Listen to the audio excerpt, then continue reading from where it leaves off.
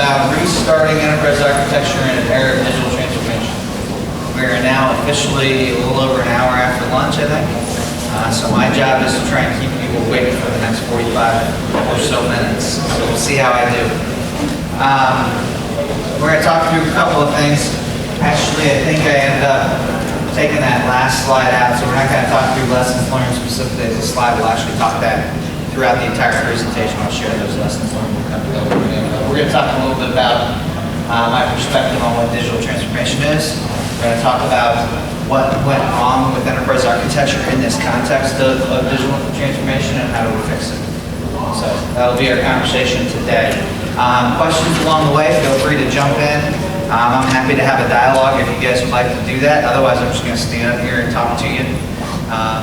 So it's more fun to me if we have a conversation than a presentation. But this was just some real world examples of the cause and effect related to digital transformation.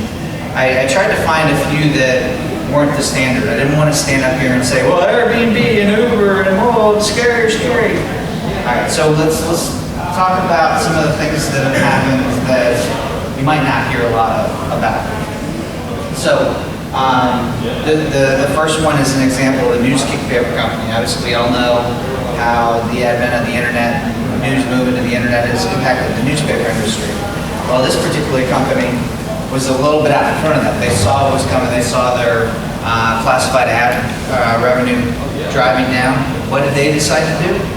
They decided to actually make classified ads, which happened to be their biggest revenue source at the time, completely free on the internet. Well, guess what? It worked. Today, their business has doubled, and it is largely on the basis of the classified ads that they sell on the internet. They're able to sell those now because they got the market up front when everything was happening by identifying the transformation that was going on in the industry. These next two are interesting to me specifically because I spent 20 years at P&G, and these impacted me and my peers and our life at P&G very significantly. Dollar Shave Club. Everybody heard of Dollar Shave Club? Those goofy little commercials. Well, they just got bought by Unilever for $1 billion. And the reason they just got bought by Unilever for $1 billion for basically an internet subscription business for razors was because they were just knocking the crap out of companies like P&G because of the different business model and the different approach. And we didn't know how to react to that. We didn't know what to do about that. Because we had our existing business model that we were trying to continue to support. I don't remember who was talking about it earlier, but I think it might have been Angela, but someone was talking about this need to really live in two different worlds. How do you, at a company like a Procter & Gamble, how do you support a business with a company like Walmart, who is your biggest client, and you do billions upon billions of dollars of revenue with every single year, when you know that the future is going to be e-commerce and Amazon and subscription businesses at companies like Dollar Shave Club, which will potentially wipe out your biggest client. You have to work through two very different business models as a consumer goods supplier and be able to support those. And companies like P&G have struggled with it to the tune of Unilever just gave up and said, we'll just buy them, right? The next example, again, this is one that we saw. We saw a 13-year-old girl print her entire suite of makeup on a 3D printer. Now, if you have invested billions of dollars in the beauty business, and that's a $20 billion business for you, it's going to be a little bit scary to think about the idea of that entire business model shifting so dramatically that someone can make that themselves at home with equipment they can buy off the shelf. And in fact, about a year after we heard that story in the press and we saw some examples of how that was happening, our senior leadership divested our entire beauty portfolio. It wasn't in all the CEO level conversations that made that decision, but you better believe that learning had a piece of the impact that led us to do that. And then this last one was interesting, if not a little bit older. This one talked about a company called Polygram, who was doing some research, and they came across this idea that CD-ROMs were not being used to sell music, they were actually being used to pirate music. And the leadership of that company caught wind of that early on in the game, and rather than fighting that battle, they actually sold the company before that really took place in the market, and were able to make a significant amount of money off of that before the entire industry was impacted by that transformation. So it's a couple of different kinds of examples. Every single one of those in its own way is an impact of digital transformation on the business model of a company and how that plays out. So let's talk a little bit about digital transformation. And the reason why I want to set the stage with this is because there's a lot of different definitions around digital transformation that are out there in the industry. People talk about it a lot of different ways. Some people talk about digital transformation being e-commerce and marketing technology. Some people talk about digital transformation being cloud and big data and whatever. It really depends on who you're talking to, what they're going to spin this as. I got this definition from Untitled, which is an industry analyst firm that I think is one of the more comprehensive and complete definitions of what digital transformation really is. And it really talks about how digital transformation is driving technology and organizational changes in companies, how their business model is getting impacted, how they serve their customers getting impacted, how the role IT plays in organizations is being impacted, how innovation happens is being impacted. It's really a holistic change that's going on in the industry. So this, I just wanted to talk a little bit about, and you guys are probably well aware of most of these, or if not all of them, but there's a bunch of stuff that's changing really all at once. There's a massive convergence happening where our physical and virtual environments are coming together in new ways. The technology and the processing power that's available to us very cheaply that you can buy on a credit card is massively increased. Customers no longer have to go to a single vendor or go to their IT shop to get services. They can get themselves from everywhere. Big data is opening up new insights to a much bigger, broader audience. Just some of the things that are possible there are amazing. We had I think it's Paul and I had a wonderful conversation this morning about some of the amazing stuff he's doing in this space. And just, I talk to digital transformation to a lot of people. The stuff he's doing is like 100 times past anything that I talk to people about. So what's possible just is mind-blowing when it comes to what you can do from a big data perspective and how you can look at it and analyze it using the technology that's available to us now.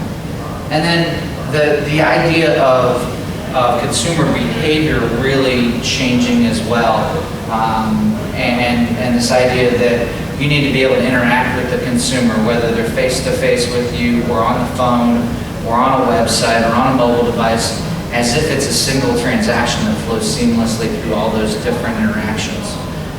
The channel demands are much more significantly in impacting this space. So things are very different. So when we talk about business transformation and digital transformation, what we do is we actually try to put this in context for people, because we think that business transformation is really what's happening here, and it's happening in three different portions of the organization. And those three different portions of the organization are related, but it's digital transformation, enterprise transformation, and IT transformation that are really going on. And I'll explain each of those in just a minute. And the idea here is that when we think about technology innovation, technology innovation is really a catalyst for transformation in the business. It is not the transformation, but it is the most common and most significant catalyst that we see. And the reason why I think this all kind of hangs together is that we have enterprise architecture that we can introduce into this process. By using enterprise architecture in the transformation process, we can actually amplify the success of including technology into the picture. So we'll talk a little bit about each of these here for a minute. When I talk about digital transformation, that first leg of business transformation, really what we're focusing in here in this overall model is on the idea of how are you impacting the business model of your company. Okay, you're talking about the customer journey, the customer interactions, and then from an overall perspective, the big transformation that's really happening is this shift from a physical world to an information-based world. We talked about the makeup example earlier, right? That's taking a physical product and turning it into an information-based specification that can be printed out on the printer. That's a really different way of thinking about what's going on here and how that impacts the business model. Uber is obviously another example where the company transformation that happened with Uber was really about making the interaction of the customer an information-based interaction rather than a physical interaction. You no longer had to physically try to hail a cab. You had an information-based interaction where you could do that through your mobile device and find people all over and whatnot. So each of those three elements need to be considered when you talk about and think about the digital transformation going on in your organization. The second place that we look at transformation is really in enterprise transformation. And this is really focused internally to your organization. It's focused on not the business model, but the operating model. What's the operating model of your organization? What are the business processes that are flowing through your organization? How is information flowing? How are you measuring the success of your business processes? This is where I would say enterprise architecture has historically played the most, is really trying to transform this portion of the business. But when we think about this as a bigger, broader transformation, we really need to think about this in the context of the other transformations that are going on. So when you have something that's changing the business model of your company, it also needs to flow into the operating model of your company. Your operating model needs to change. The processes and the systems that support your internal work have to change to support what's happening from a business model change perspective. So it's not just going out and changing, putting in a bunch of e-commerce technology or putting in marketing platforms or those things. It's really how do you actually flow that information back into your company and do something with it as well. How do you bring it in for decision-making purposes? How do you use it to streamline other processes inside your organization? And then there's the IT transformation piece. And that IT transformation piece includes changing and transforming the IT operating model. If you were in here earlier, we talked a little bit about IT for IT and using that to change and transform an IT operating model. But it's also about bringing in a change in the kind of applications that we support, bringing in changes to the infrastructure that we provide in an organization. And again, just like enterprise transformation needs to be done in the context of the digital transformation, they need to work together and flow together. The IT transformation also needs to be connected to those other pieces.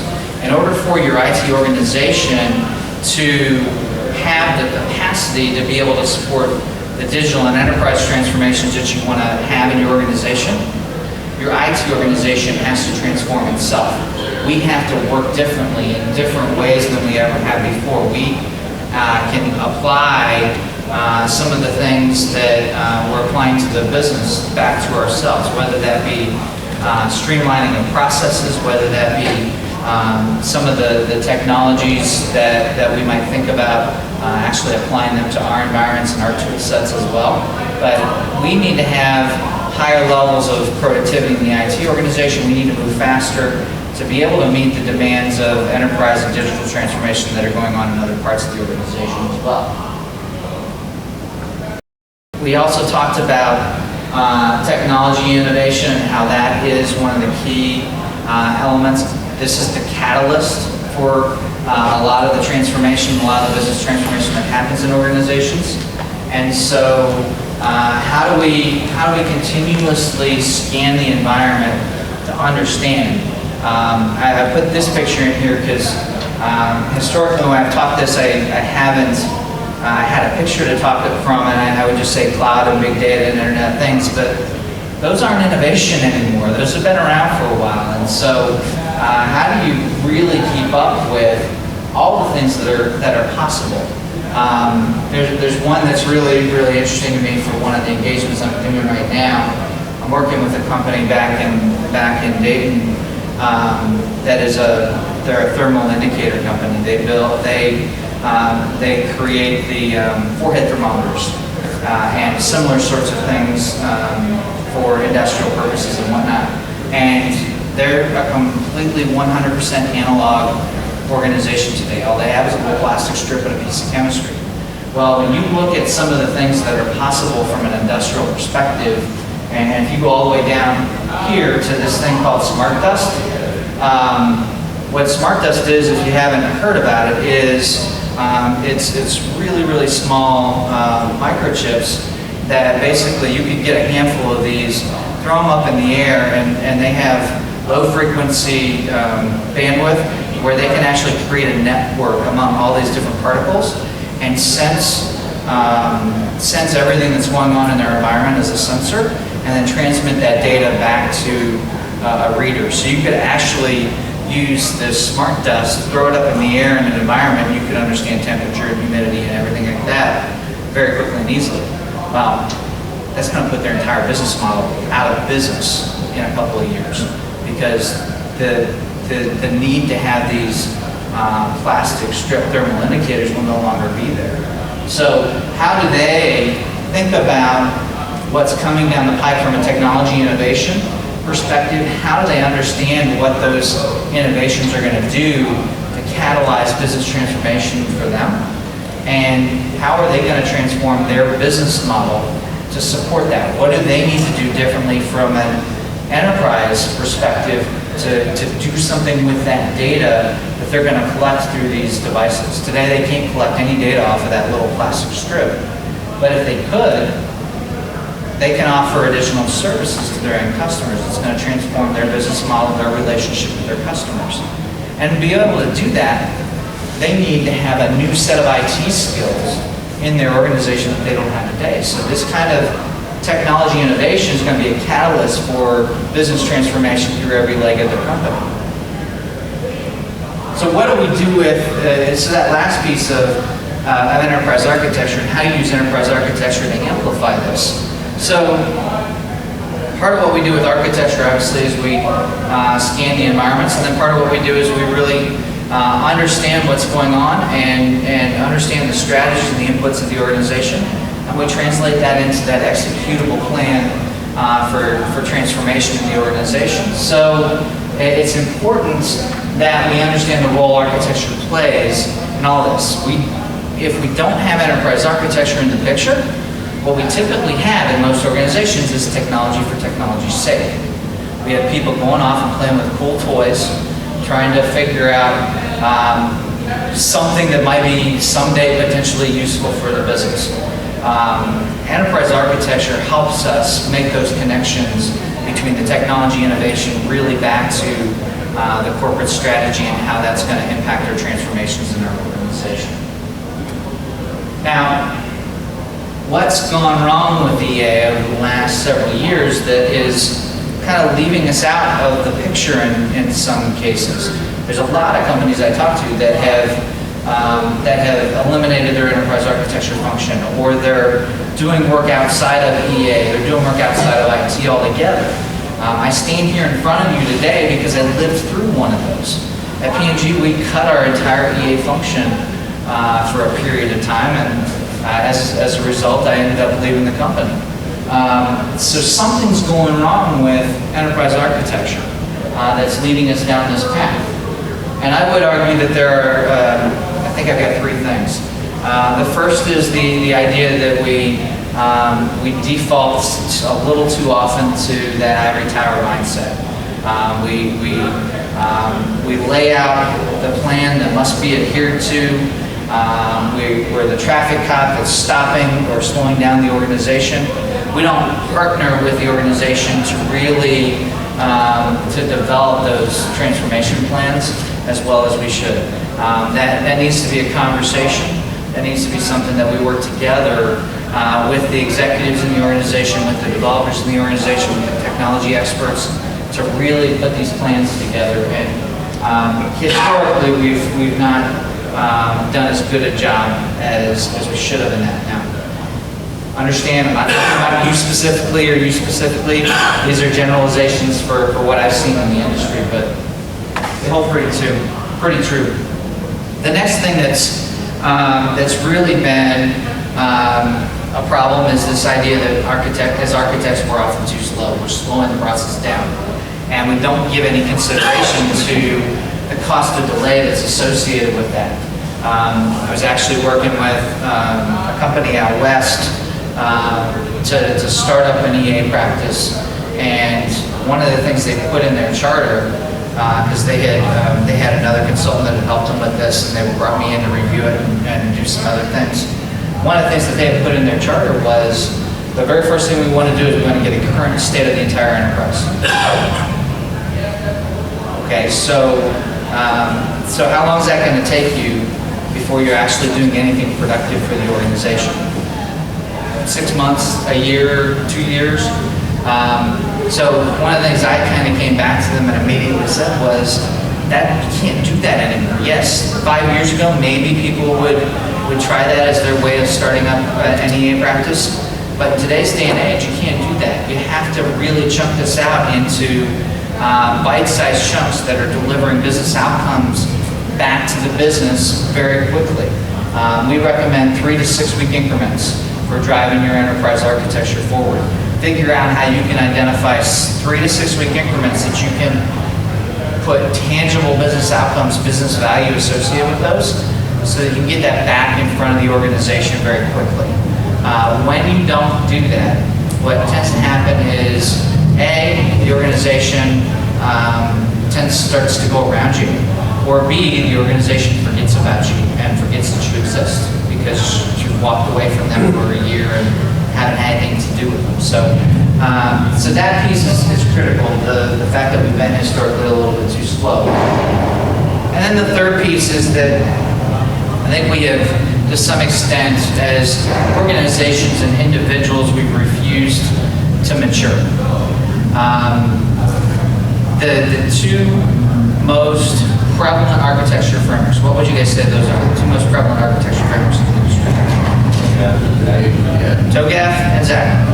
Okay, when was the last time TOGAF was changed? Anybody know?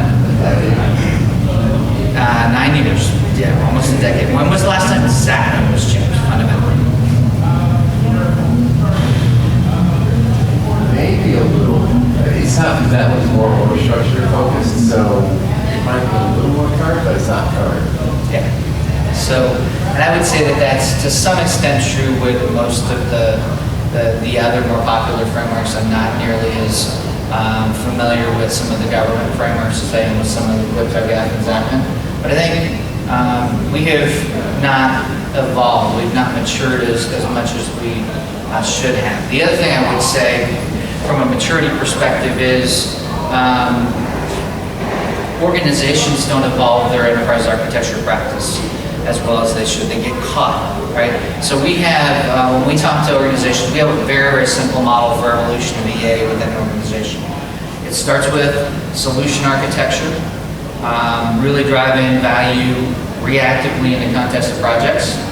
Then your next step in the evolution is enterprise solution architecture, where now you're starting to really get involved in some of the bigger, broader projects, programs, and portfolios of the organization. You're still very reactive.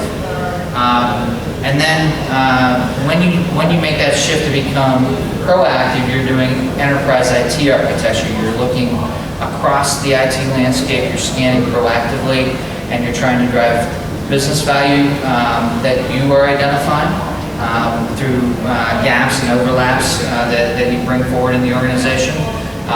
That one is typically where you would see APM programs get created or things like that.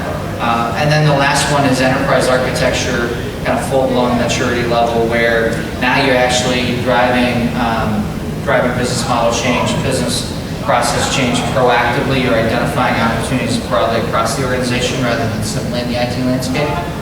But what I see is a lot of companies get stuck.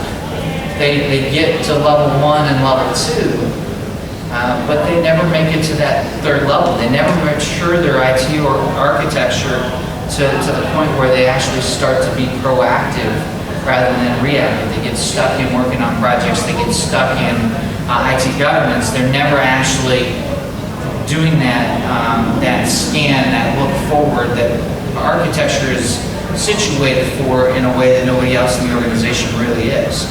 And so, to me, it's that evolution of the maturity of the practice, evolution of the maturity of the industry, evolution of the maturity of the individual practices. I would say even maturity of the architects themselves and architecture as a profession. I don't think we really do a good job of managing the architecture profession. I know Paul and ISO have been trying to push to drive some improvements in that. There are some other groups, but we don't really even have an aligned definition for what enterprise architecture is across all the different factions in the industry. You want to talk about people that can't get along. What's the name of a group of enterprise architects? Anybody know this? It's an argument. That's what you call a group of enterprise architects. It's an argument. So, and so, as a profession, I think we need to somehow get the entire profession on the same page and rowing in the same direction so that we can continue to mature and grow our profession as well. So I think all three levels we continue to need improvement, and we have struggled over the last few years. So how do we do this? How do we fix enterprise architecture in this world of digital transformation and get this right? I think it's not anything rocket science. It's people, processes, and tools. How do you identify the fixes from a people, process, and tool perspective that's going to make this work? From a people perspective, I think we have to shift how we develop our people. Has anybody ever seen the 70-20-10 learning model before? So I'm getting one yes and a bunch of blank stares or no's. So a couple. Historically, when we think about training and growing people over the last 15, 20 years, that means training, right? We send people to a TOGAF class or a Zachman class or a week-long architecture class. We expect them to come out and be architects, and that's good. But what this learning model says is that that's just the start of the journey. And this was actually not an architecture model. This is actually a learning and development model from the HR industry. And what they said is the most effective way to get people to actually learn anything is to section off your learning investment in this fashion of 70-20-10. 10% of your learning investment should be in foundational training. 20% of your investment should be in community discussion, coaching and mentoring, community of practice conversation, and those kind of things. And then 70% of your learning should be in on-the-job training, apprenticeship programs, giving people ways to really learn by doing. And so I think from a standpoint of how we build and develop our people, we need to do a better job of trying to follow these kinds of models. And how many of you actually have an apprenticeship program in your organization for your architects? awesome. You're the first people I've asked that question to that have ever said yes. It's a work in progress. I wouldn't say it's awesome, I'd say it's a work in progress. The fact you have it is awesome. Yeah. But, okay, good. And you have it at CAP as well? That's awesome. How about coaching and mentoring programs for your architects? So I'm getting a few more nods. How many of you as architects are coaches for somebody else? Couple, good, lots of them, good. So I think coaching and mentoring, you actually learn both as a mentee, but also as a mentor. So for me, that's a great way to continue to learn and grow as you go. And then obviously, I'm guessing all of you probably have some sort of training programs in your organization. So part of what we need to do is continue to shift that model from a standpoint of helping build out our people. Now, from a process standpoint, I think we need to rethink how we think about architecture. I think some of the elements of architecture are changing. And I just use this as one possible example, but hopefully everybody's familiar with the TOGAF ADM on the left-hand side. So when I actually work with companies to implement TOGAF, one of the things that we do is we talk about, all right, what do we want to do to make this your own, to tailor this process. Part of what I think from a standpoint of thinking about architecture is going on in the industry is I think the importance of business and information and business and information architecture is dramatically increasing. And I think the importance of technology from an architecture perspective is actually, in a lot of organizations, is decreasing. And so part of what I do is I offer up this as a potential alternative. Maybe you think about bringing business and information together. Maybe you think about adding in something that really brings a service-oriented mindset into what you're doing. How do you plan out and architect your services in the organization? How do you drive an integration, an API discussion into your organization to make sure that the flow of data is actually being well thought out from a system perspective, and the flow of data between the services that you offer. And then combining application and technology architecture. I really see those as being best done together in this sort of a world that's so dominated by cloud computing in a lot of places. A lot of the technology elements almost disappear behind a little bit. So thinking about those things together and driving those two as a single conversation around how you're going to architect a system, I think is relatively important. But the important thing with this is not so much the specific example that what I got here. It's the fact that we need to be really rethinking the process of how we do architecture. We need to be challenging it. Is it fast enough? Is it agile enough? Is it iterative enough? How do we, another good topic, and I think actually Scott Ambler next door in the next session, or maybe it's even right now, is talking about agile enterprise architecture. How do you build enterprise architectures in a way that can work more nicely with agile development teams? How does the enterprise architecture team participate in agile work teams? And how do you set up the guardrails to give innovation a chance to move very, very quickly? I think that all has to come into how we think about and do architecture as well. And then another piece that has evolved and needs to continue to evolve is the tools. And my lines actually didn't come out very nicely for some reason, so I apologize for that. But what I was really trying to show here is if we look back a few years into now and where some of the different tools actually played out on the Magic Quadrant for enterprise architecture tools, what you would see, and you really can't see it very well because my lines are all screwed up, is that there were 3 tools that have made it from the first quadrant into the second quadrant. The rest of the tool sets have all changed and evolved and disappeared. New tools have been created. And so, the quadrants have shifted around fairly dramatically. I think what it means, the point here is I think what it means to be an enterprise architecture tool and what we should be doing with our enterprise architecture tooling is changing dramatically. And so how do we make sure that we've got the right set of information, the right tooling to be able to equip our architects with is an important part of the puzzle. If this is an area of interest to you, I've got on my LinkedIn from a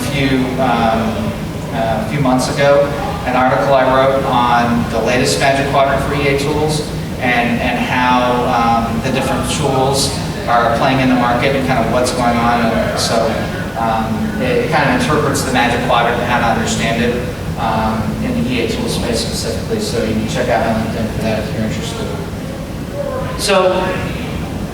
So again, every single one of these elements needs kind of an upgrade, so to speak, for us to really do enterprise architecture well. But I think it's also important to understand and continue to iterate to our stakeholders what the value is of enterprise architecture in this digital world.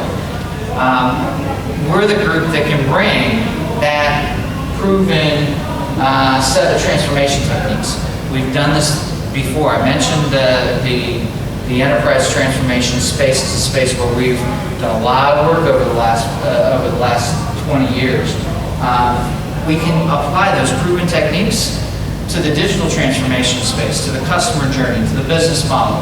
And we can have the same kind of impact. We can apply it to IT, where we've really done very little thinking in general. Some people have, some organizations have, but by and large, most organizations haven't applied enterprise architecture to their IT function. We can drive capability enhancement and improvement by doing this to IT as well.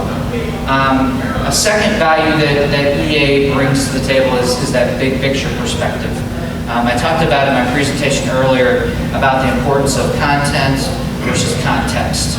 And for me, that's one of the things that as enterprise architects, we always need to be bringing the context to the table. Everybody else in the organization has a job that is focused in on delivering on a day in, day out basis. They've got to hit deadlines, they've got to hit targets, they've got to deliver the business results this quarter. Whether that's your head of application development, whether that's your head of your PMO, even to some extent your CIO, they all have to play this role of focusing on the day-to-day. As an architect, your job is to be that person that takes that step back. Your job is to be that person that looks across the organization. I was talking to some folks late last week about this, and I used the example of The Godfather. Has everybody seen The Godfather? So I view enterprise architecture as the Tom Hagen of the organization. You're the consigliere to the Godfather. The CIO is your Godfather, and you're the consigliere. It's your job to be that trusted advisor for the organization, to see things that other parts of the organization can't see, because they have to deliver their specific goals and objectives. You can be that person that identifies the opportunity from over here that's going to impact over here in a way that nobody else can. So that's an important thing that we bring to the table. And that doesn't stop at the lines of our organization. It also has to look outside. Again, for those folks that are in the day-to-day that are having to deliver the projects at the end of the month and whatnot, they don't have time to be scanning the external landscape and necessarily bringing in the outside. That's a key piece of that enterprise architecture role as well, is to make sure that we're bringing the outside in a way that can drive clear business outcomes. It's not just technology for technology's sake. And so again, to kind of summarize, we as enterprise architecture amplify the impact of technology innovation in a business transformation. That's our goal, that's our unique value. So that's it, that's my presentation. My company is CC&C Solutions. We're a IT strategy and architecture firm headquartered out of Sydney, Australia. I run the Americas division. We do consulting and training. This is just some of the stuff we offer. If you want to connect, I would be happy to connect with any of you. There's my email, my LinkedIn, my Twitter, or whatever. So I'll open it up for questions. Anybody have any questions on anything that I've talked so far? On that previous slide, how many of those clients are global? Yeah. So, what do you mean by many of them are global? I'm thinking back to the comment where EA, one of its risk points is the main bottleneck will be slow, right? And what happens is EA is often charged with standardization, right? Control costs by simplifying the runtime environment, having less permutations, control licensing costs by having less vendor engagements. So what that leads to is EA being charged with having one way that everybody does things. And that's tough enough if you're US-based, but when you go global, it becomes a lot harder. Yes. And now defining that one way becomes big upfront design, becomes very slow, and now we're causing the thing we were trying to avoid. So I think in EA on a global scale, it is I don't know how to avoid the pitfalls that we've already seen on a US scale. So I think from a perspective of doing enterprise architecture at a global scale, I was part of the EA practice at P&G for about almost 10 years, and we were global. We had a global shared services organization. We acted global. We thought global. We did everything global. Even though we had business units and we had regions and we had all that stuff, when we did technology, it was global. Everything that we tried to do. We ran into some of the kinds of pitfalls that you talked about and saw some of the issues that I highlighted around when EA went wrong. In fact, I think I mentioned earlier in this presentation and the last one, the reason I'm standing here in front of you today is because enterprise architecture was eliminated at P&G. Now, interestingly enough, they actually brought it back a year later when they realized that they made a mistake. But what were the events that sort of started that off, if you don't mind me asking? well, it's a lot of the things that we talked about. It was a perception from the CIO that that it wasn't adding value because we didn't do a good job of communicating the value add. It was a perception, and I know all this because I actually, when it happened, I was the one architect that was left in a horizontal architecture role. Everyone else was kind of pushed out to other parts of the organization, and it caused me to do a big retrospective. So both while I was still at P&G and then after I left, I took this seriously. Why did this happen to us? And it was, we didn't communicate well enough to the CIO, and it happened with a new CIO. So that's part of the shift. And I actually have another presentation I do that asks about the industry and how the industry see this. There's kind of this 7-ish year itch that happens in a lot of organizations where they bring in enterprise architecture because they realize they've got a convoluted mess.